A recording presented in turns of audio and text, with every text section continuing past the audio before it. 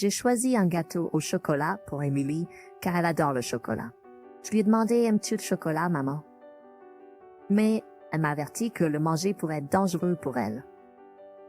Ma fille, Jennifer, a échangé mon gâteau avec celui de Bob et j'ai pris une bouchée à contre-cœur. Jennifer a commencé à manger son gâteau aussi.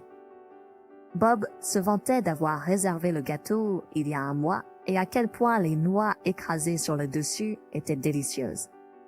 Soudain, il a commencé à s'étouffer, est devenu rouge et a eu du mal à respirer. Il s'est effondré par terre. Mon nom est Emily, j'ai 36 ans et je travaille pour une entreprise d'inspection alimentaire.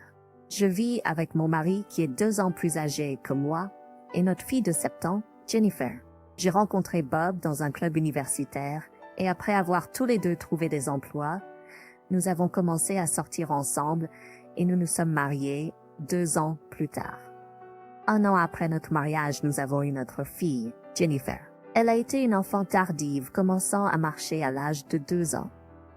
Nous l'avons fait vérifier dans plusieurs hôpitaux, mais ils n'ont trouvé aucun problème.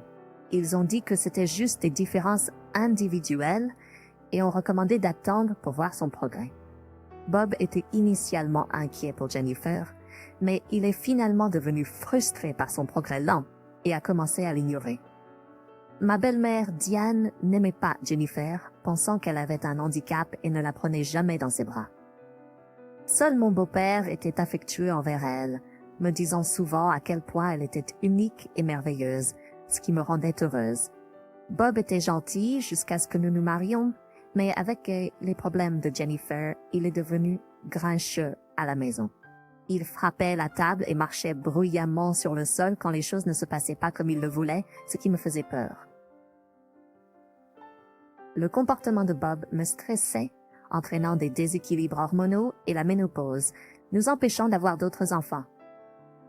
Je me souviens avoir pleuré la tête enfouie dans l'oreiller. Bob est devenu plus dur, critiquant tout, du ménage à la cuisine. Chaque plainte était accompagnée d'un bruit fort, et j'étais constamment nerveuse et désolée. Jennifer regardait les crises de Bob avec une expression perplexe, mais n'avait jamais l'air effrayé ou ne pleurait.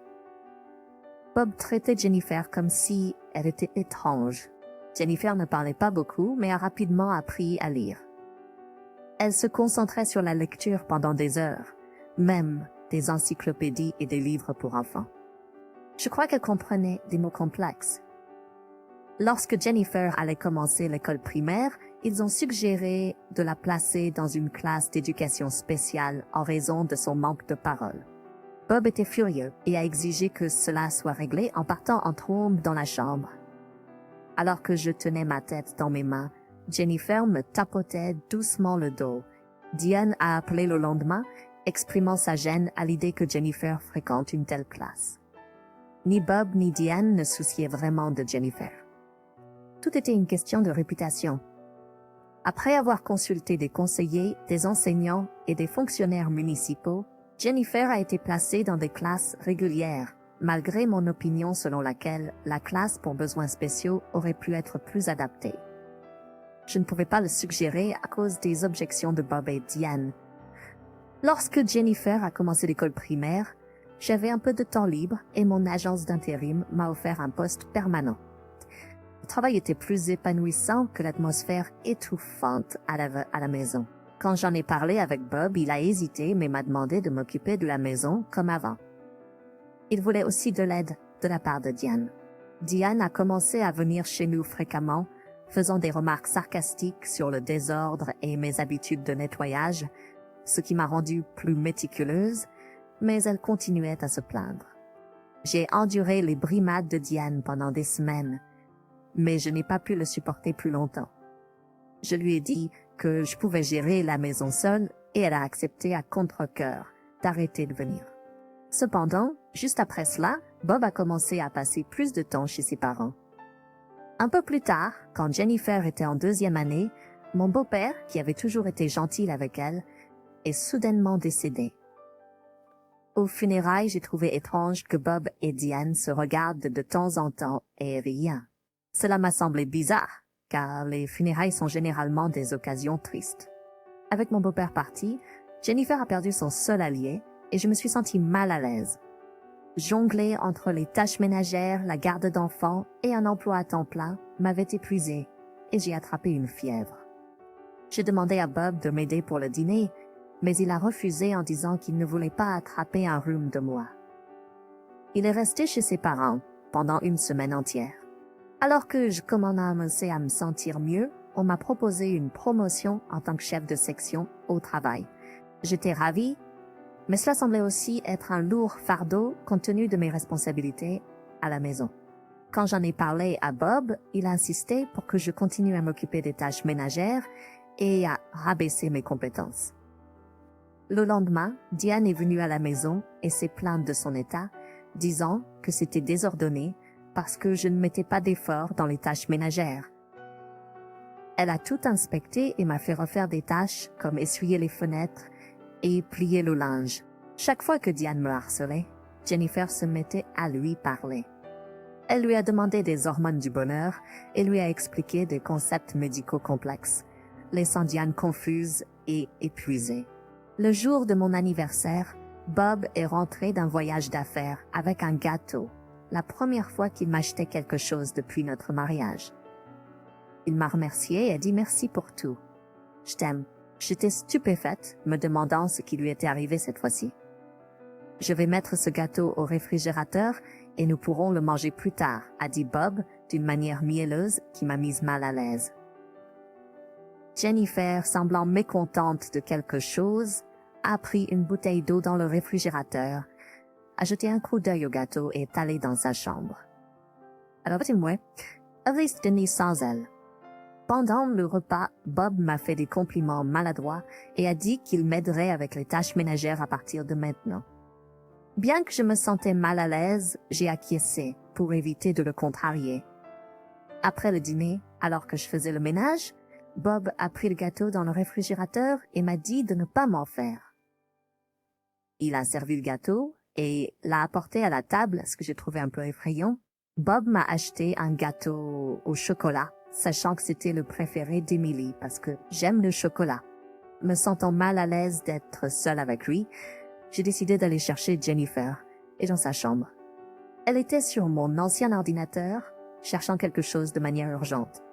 Elle m'a mise en garde de ne pas manger le gâteau, en disant « Fais-moi confiance, maman, ne le mange pas maintenant ». Sa désespérance m'a convaincue de lui faire confiance. Jennifer m'a ramenée à la salle à manger, mais quand j'ai dit que nous n'avions pas de fourchette, Bob est joyeusement allé les chercher. C'est alors que Jennifer m'a chuchoté de manière urgente que je mourrais si je mangeais le gâteau. Elle a rapidement échangé nos parts de gâteau et Bob est revenu avec les fourchettes, parlant fièrement de réserver le gâteau un mois à l'avance et de sa délicieuse saveur. Soudain, Bob a commencé à s'étouffer, est devenu rouge, a bavé et s'est effondré sur le sol. Il semblait que tu une réaction allergique. Bob et moi avions tous les deux des allergies au sarrasin, mais il ne devrait pas y en avoir dans le gâteau que nous mangions. Jennifer m'a calmement dit d'appeler le 911 et m'a tendu son téléphone. J'ai suivi ses instructions et j'ai aussi tapoté le dos de Bob comme elle me l'a dit.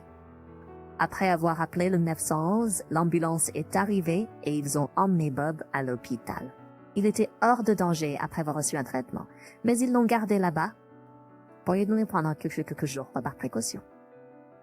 Je me demandais comment Jennifer savait que quelque chose de vraiment grave allait se passer. Après avoir rempli les papiers de l'hôpital, Jennifer m'a montré un emballage de biscuits au sarrasin qu'elle avait trouvé dans la poubelle. Elle m'a expliqué que le gâteau que Bob avait ramené à la maison avait un autocollant à moitié décollé et elle a vérifié la poubelle, trouvant un emballage inconnu en ligne, découvrant qu'il contenait de la farine de sarrasin. J'ai frissonné en pensant que si ce n'était pas grâce à Jennifer, j'aurais peut-être mangé le gâteau et fini à l'hôpital. J'ai pensé à appeler la police, mais Jennifer m'a averti que le signaler pourrait me rendre suspect. Elle est allée dans le bureau de Bob à la recherche d'indices. Elle a trouvé un cahier détaillant le plan impliquant mon beau-père et Diane. La note mentionnait mon anniversaire et il est devenu clair qu'il complotait contre moi. J'ai serré le cahier, ressentant un mélange de colère et de peur. En réalisant leurs intentions malveillantes, j'ai juré de ne pas pardonner à Bob et Diane. Jennifer m'a réconforté, promettant de trouver des preuves et de me protéger. Malgré le manque de preuves concrètes, elle était déterminée à les démasquer. Encouragée par sa détermination, j'ai hoché la tête, prête à riposter, et nous nous sommes serrés les mains fermement. J'ai serré leurs mains fermement.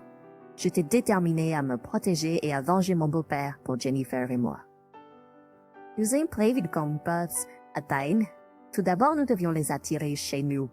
J'ai demandé à Diane les recettes préférées de Bob, prétendant que je voulais cuisiner pour lui après son séjour à l'hôpital. Elle est venue, et pendant que j'apprenais les recettes, Jennifer a vérifié son sac à main et a trouvé les biscuits au sarrasin. Le lendemain, j'ai pris un biscuit pour le tester au travail, en utilisant mes connaissances de mon travail dans une entreprise d'inspection alimentaire. Quelques jours plus tard, Bob est sorti de l'hôpital. J'ai dit à Diane que je préparais un dîner spécial pour sa sortie, et je lui ai demandé d'amener Bob. En attendant, Jennifer et moi avons préparé une table pleine des plats préférés de Bob. Quand ils sont arrivés, Jennifer les a accueillis et les a conduits à la table. Bob et Diane ont apprécié le repas jusqu'à ce qu'ils remarquent quelque chose d'étrange. Ils ont trouvé de l'assaisonnement sur la table qui correspondait à celui mélangé avec les biscuits au sarrasin. Ils ont arrêté de manger perplexes. Je les ai taquinés à propos de l'assaisonnement, affirmant que mon beau-père m'en avait parlé. J'ai demandé à Jennifer d'en saupoudrer sur leur nourriture, mais ils ont paniqué, disant que c'était un ingrédient inconnu. J'ai calmement révélé que la saveur, l'assaisonnement était le même ingrédient utilisé dans le gâteau et les biscuits au sarrasin. Je leur ai montré des documents prouvant la correspondance et le cahier de Bob détaillant leurs plans sinistres. Ils l'ont nié au début, mais quand ils ont été confrontés à des preuves, ils ont avoué. Bob a dit que mon beau-père était sur leur chemin, désapprouvant leur relation étroite. Pour s'en débarrasser, ils ont mélangé les biscuits à l'assaisonnement, causant sa mort. Leur justification était égoïste, révélant leurs intentions cruelles. Je n'arrivais pas à croire quand Bob et Diane ont avoué avoir essayé le même plan dangereux sur moi que celui qu'ils ont fait avec mon beau-père. Ils ont dit que j'étais sur leur chemin parce que j'avais aussi une allergie au sarrasin. J'aurais dit que j'allais appeler la police et soumettre les preuves. Soudain, Bob s'est levé, a attrapé le cahier copié, l'a froissé et l'a avalé.